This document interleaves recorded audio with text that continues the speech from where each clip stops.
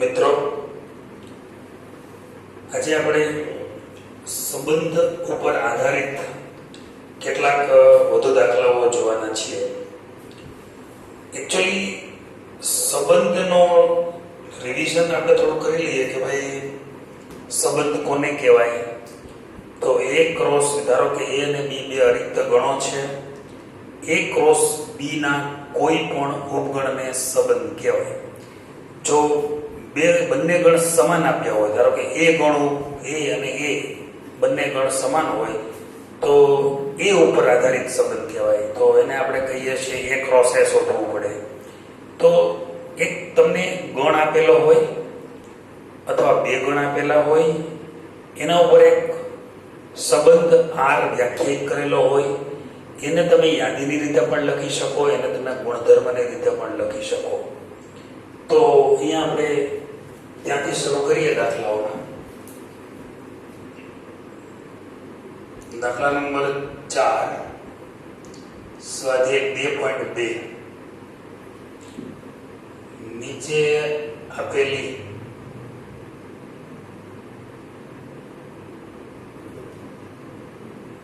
આકૃતિમાં P થી Q નો સંબંધ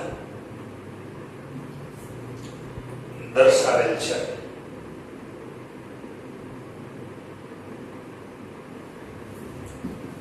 આ સંબંધને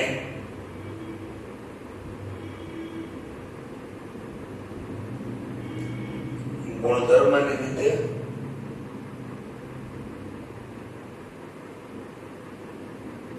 બે યાદીની રીતે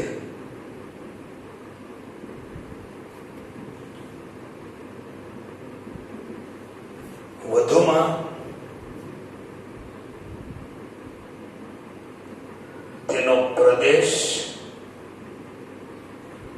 અને વિસ્તાર લખો.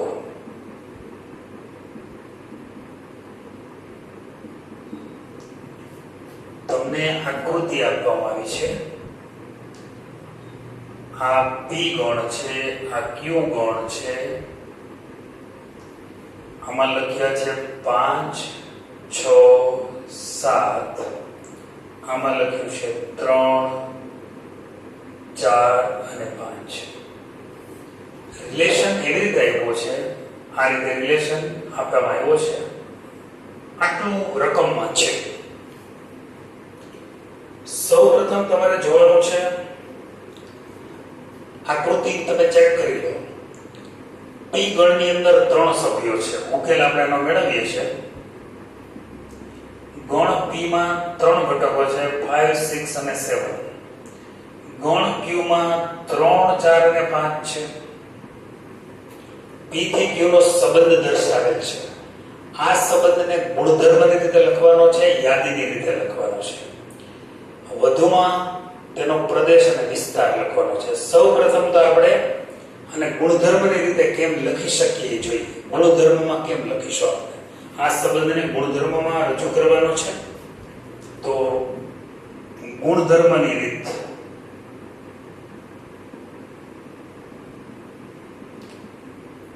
ગુણધર્મની રીતની અંદર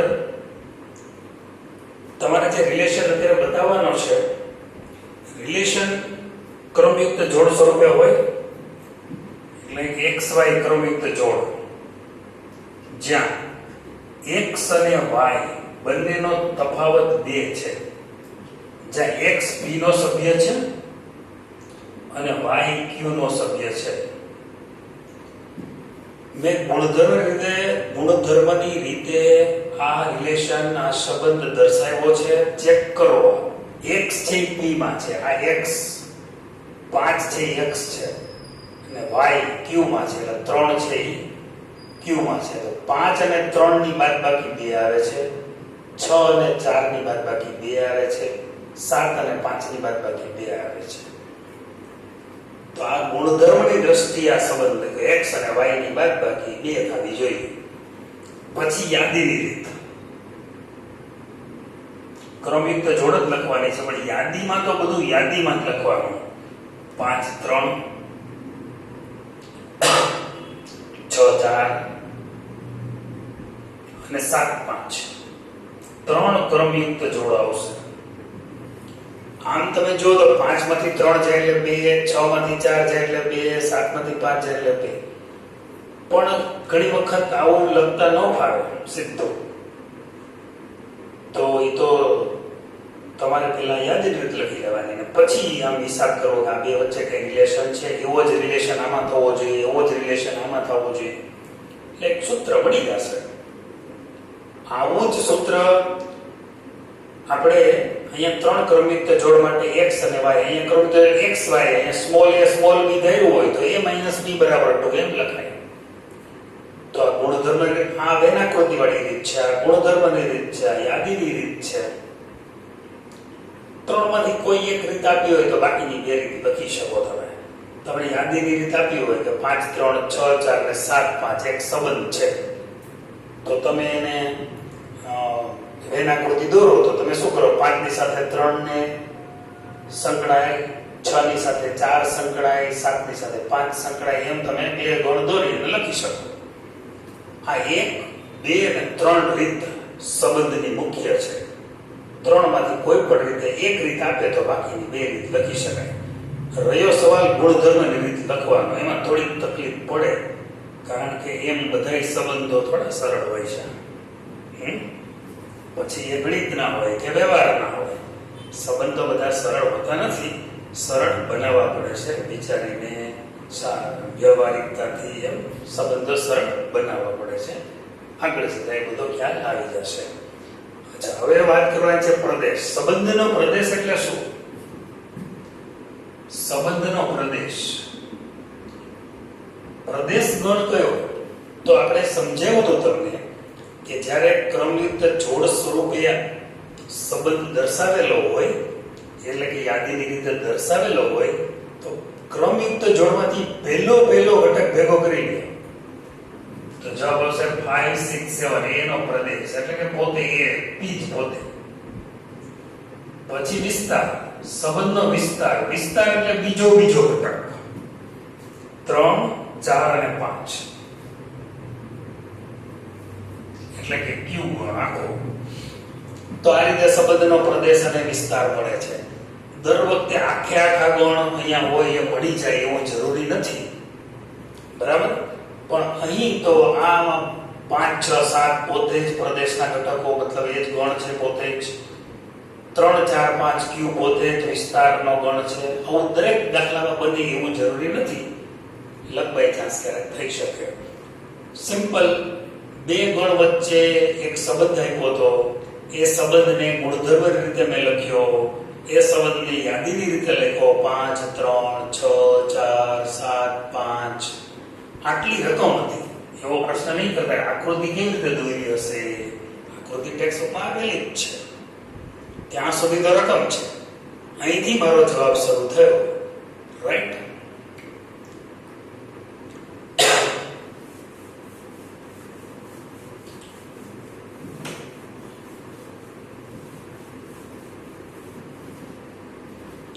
અચ્છા, બીજો દાખલો આપણે લઈએ. એ ખરેખર ટેક્સ્ટબુક નો પ્રથમ દાખલો છે.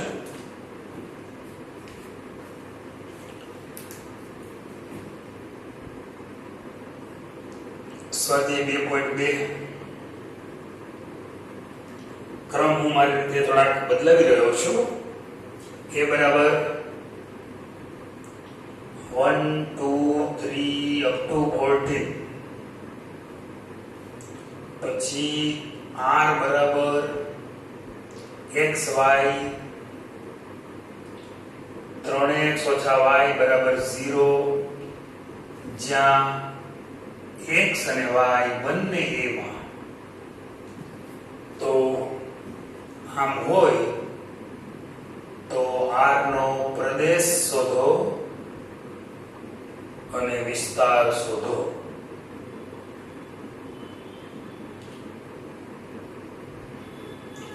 મિત્રો, આગળનો દાખલો આપણે જે હમણાં આકૃતિ વાળો કર્યો એમાં p અને q હતા, એટલે કે x છે p માં હતો, y છે q માં હતો. અહીં x પણ a માં છે અને y પણ a માં છે, એટલે એક જ ગણ a થી a નો સંબંધ થયો. આમાં બે ઘટકો a માંથી જ લેવાના છે. ઓલામાં એક p માંથી લેતા હતા, એક q માંથી લેતા હતા.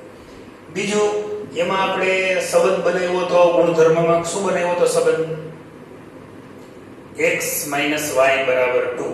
આમાં 3x - y = 0. એટલે આમાંથી એવી રીતે ઘટક પસંદ કરતા જવાના કે x અને y કે જેથી કરીને 3x - y = 0 થાય. હવે તમને એમ થાય કે થોડું ટફ છે, કેવી રીતે આપણે બનાવી શકશું? તો મિત્રો એના માટે તમારે આવું કરવું જોઈએ.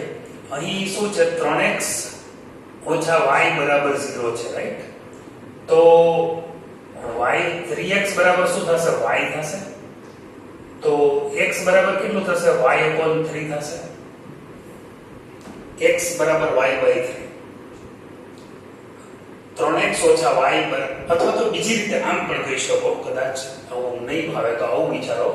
3x - y = 0 છે તો 3x = y થાય. બરાબર છે? એટલે તમે x = 1 મૂકો તો y = 3 મળે. 1 લ્યો એટલે સંબંધ કેવી રીતે બને? x = 1 લઈએ તો y બરાબર કેટલું થશે? 3.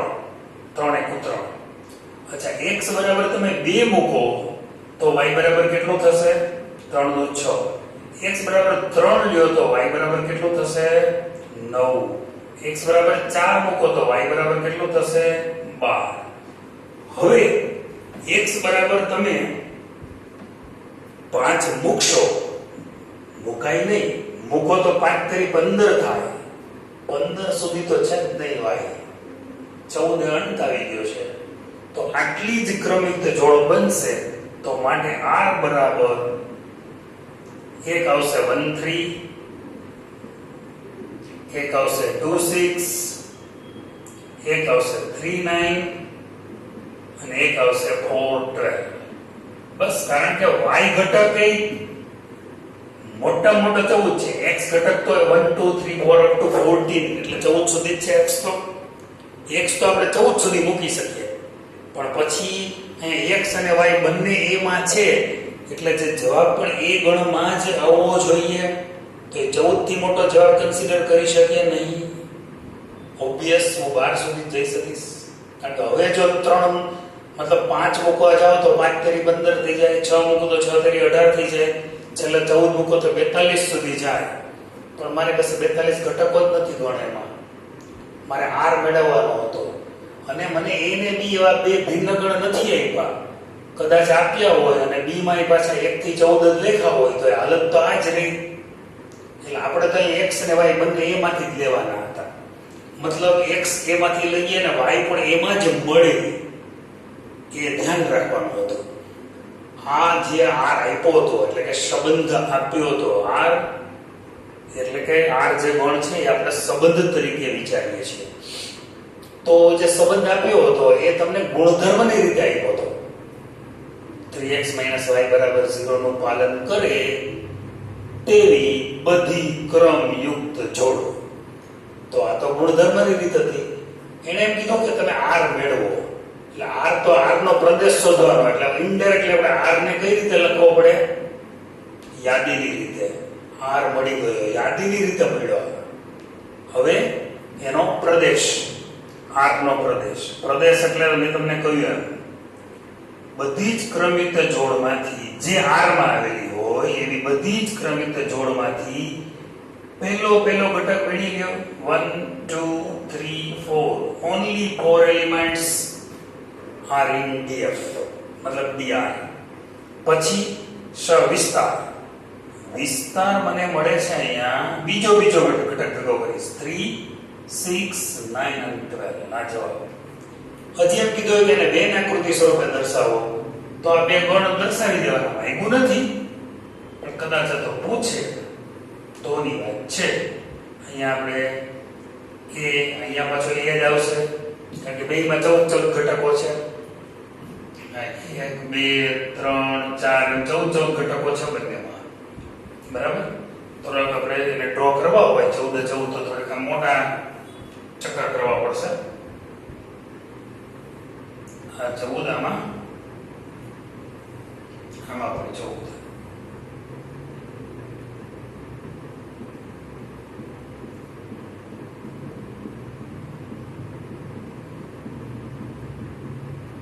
સેમ આમાં પણ જવું.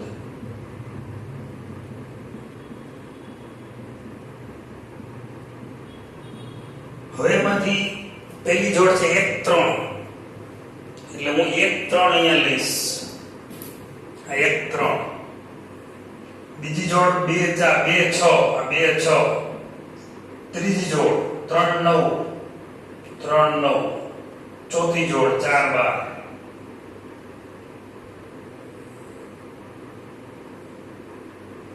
આ રીતે તમે જોઈ શકશો આટલી ક્રમિક જોડ એમાં કન્સિડર થાય છે. આવું આપ્યું હોય તો આવું લખી શકીએ.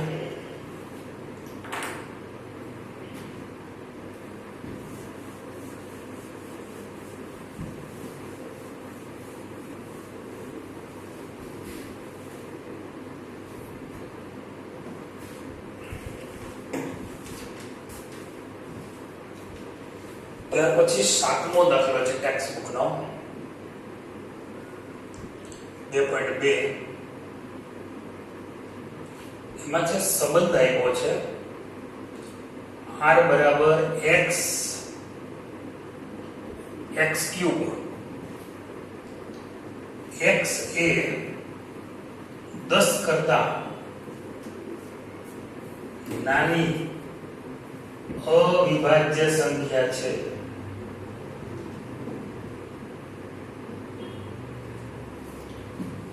યાદીના સ્વરૂપમાં લખો.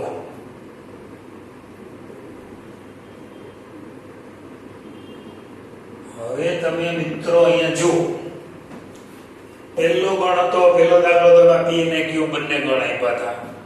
પછી જે આપણે દાખલો ગણ્યો એના પછીનો એમાં ખાલી આપ્યો એ જ ગણ આપ્યો, પછી તો r જ આપી દીધો કે r મેળવો.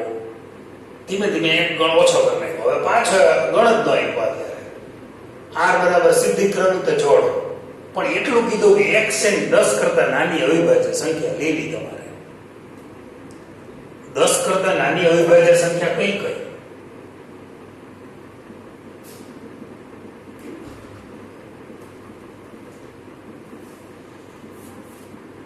તો એ છે એક તો 2 3 5 અને 7. તો x તરીકે 2 3 5 7 મૂકીએ તો r શું મળે? તો r બરાબર મળે 2 2 નો ઘન, 3 3 નો ઘન, 5 5 નો ઘન, 7 અને 7 નો ઘન. આ જવાબ આવી ગયો. હજી આપણે આમાં થોડું સાદુરૂપ આપીએ તો 2 અને 2 નો ઘન 8 થાય. અહીંયા 3 તેરી 9 તેરી 27, એટલે 3 અને 27 થશે. અહીંયા 5 અને 125 થશે. અહીંયા 7 અને 729 થશે. સોરી 343 થશે. 343.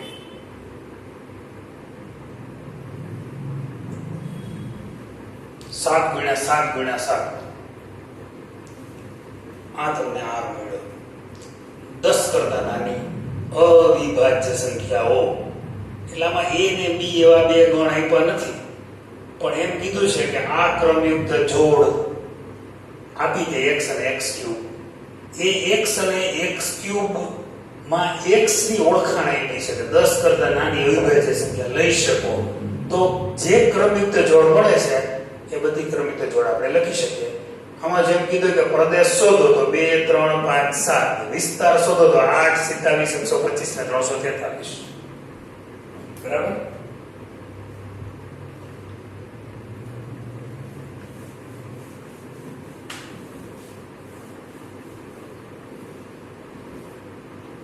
અચ્છા, તો આપણે આ રીતે સ્વાધ્યાય ઓલમોસ્ટ તમે આ જે સંબંધ ઉપર આધારિત છે એ 2.2 લગભગ પૂરું કરીએ છીએ. એકાદ દાખલો તમને સ્વ પ્રયત્ન સમજી શકો એટલા માટે PDF માં આપ્યો છે. નેક્સ્ટ લેક્ચરમાં આપણે વિધેયની શરૂઆત કરવાના છીએ. Okay, done.